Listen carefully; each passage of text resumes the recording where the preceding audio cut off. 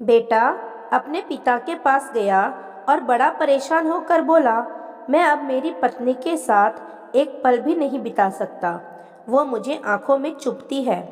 कभी कभी मुझे लगता है कि मैं उसकी जान ही ले लूं, लेकिन मैं जानता हूँ ऐसा करके मैं और ज़्यादा मुश्किल मोल ले लूँगा। पिताजी, मैं आपके पास आया हूँ, अब आप ही मुझे कोई रास्ता बताइए। पिता ने एक गहरी सांस भरी और बोले, देख बेटा, मैं तुम्हें तुम्हारी पत्नी से छुटकारा दिला सकता हूँ। मेरे पास एक धीमा जहर है जो व्यक्ति को धीरे धीरे खत्म करता है। मैं तुम्हें वो देने के लिए तैयार हूँ, बस तुम्हें मेरी एक शर्त माननी होगी। दरअसल ये शर्त भी तुम्हारे भले के लिए ही है। तुम्हें आज से ही अपनी पत्नी से अच्छा व्यवहार करना होगा। उससे प्यार से बात करनी होगी, उसका एक बच्चे की तरह ख्याल रखना होगा, उसकी बातें, उसकी शिकायतें सुननी होगी। और ये सब इसलिए ताकि जब वो मरे तो किसी को भी तुम पर शक ना हो।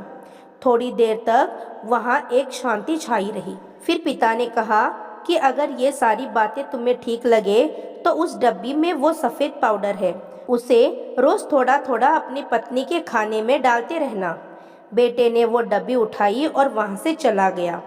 30 दिनों बाद बेटा फिर से जब पिता के पास वापस लौटा तो उसकी आंखों में आंसू थे, उसके चेहरे पर परेशानी थी। वो अपने पिता के पैरों में गिर पड़ा और बोला, पिताजी, मैं अब अपनी पत्नी को नहीं मारना चाहता, मैं उससे बहुत प्यार करता हूँ।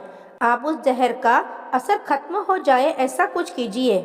पिता ने अपने बेटे को उठाया और बोला, डरो मत, उस डब्बी में सिर्फ चावल का आटा था।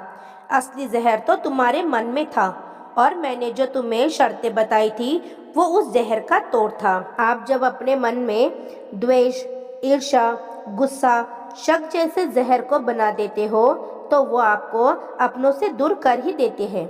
उनसे निपटने का यही तरीका है कि अपनों की बात सुने, अपनों का ख्याल रखें, दया भाव रखें, माफ़ करना सीखें और ज़्यादा अपेक्षा न रखें। तो दोस्तों, आपको ये कहानी कैसी लगी कमेंट कर ज़रूर बताएं। वीडियो को लाइक और चैनल को सब्सक्राइब करना ना भूलिएगा। धन्यवाद।